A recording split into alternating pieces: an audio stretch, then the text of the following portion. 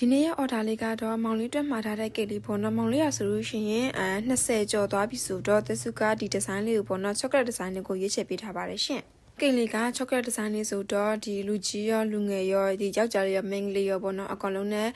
လိုက်ဖက်ပြီးတော့အဆင်ပြေတယ်ဆိုတော့တက်စုကဒီလိုမျိုးရိုးရှင်းနဲ့လှမဲ့ဒီဇိုင်းလေးကိုပဲရွေးချယ်ပြီးတော့ထားပေးပါတယ်ရှင်ဒါလေးရဆိုလို့ရှိရင်ပေါ့နော်ဒီခွေးကုန်းဘက်ကအမားတယောက်ကမှားထားတဲ့ကိတ်လေးပေါ့နော်သူကိုတိုင်းအိမ်မှာလာယူမယ်ဆိုပြီးတော့မှားထားတဲ့ကိတ်လေးပါရှင်ကိစ္စလေးရောဆလမဆိုင်ဖြစ်ပါတယ်ပြီးလို့ရှိရင်တက်စုကဒီအလဲမှာဆိုလို့ရှိရင်နို့ကိတ်သားကိုသုံးထားပေးတယ်ပေါ့နော်နို့ကိတ်သားကိုမှအပေါ်ကနေပြီးတော့ဒီချောကလက်ဒီကိုပြန်မြုပ်လောင်းထားပေးပါတယ်ရှစ်ကိတ်လီကတော့ဒီအဖြူအောက်ခံမှာပဲသုံးထားပေးတယ်ပေါ့နော်အခုလိုမျိုးမှာယူအပေးအတွက်ကျေးဇူးများတင်ပါတယ်ရှင်ပြီးခါကျတက်စုကဒီနောက်ပိုင်းဆိုလို့ရှိရင် box sticker ဝယ်လို့မရဘူးတိလားအခုဒီအဝိုင်းလေးကတော့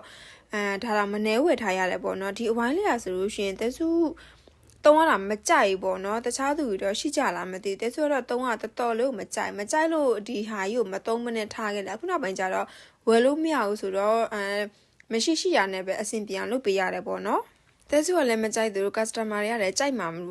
မဟုတ်လားဘူးပေါ့နော်မကြိုက်လို့ထင်တယ်ဒါပေမဲ့လည်းပဲတက်စုကလမ်းကြောင်းအခြေအနေရဝယ်လို့မရတဲ့အခြေအနေဖြစ်နေတာမို့လို့ရှိရလေးနဲ့ပဲအဆင်ပြေလုပ်ထားပေးတာမို့ဒါလေးကိုတော့နားလည်ပေးလိမ့်မယ်လို့မျှော်လင့်ပါတယ်ရှင့်နောက်ပိုင်းဆိုလို့ရှိရင်တော့အရန်ကိုမှခက်ခဲတယ်ပေါ့နော်အလုပ်လောက်ရတာလဲဒီလမ်းကြောင်းအခြေအနေကဖွင့်တယ်လို့မဖွင့်တယ်လို့ဖြစ်နေတာဆိုဒါလေးကိုနားလည်ပေးလိမ့်မယ်လို့မျှော်လင့်ပါတယ်နော်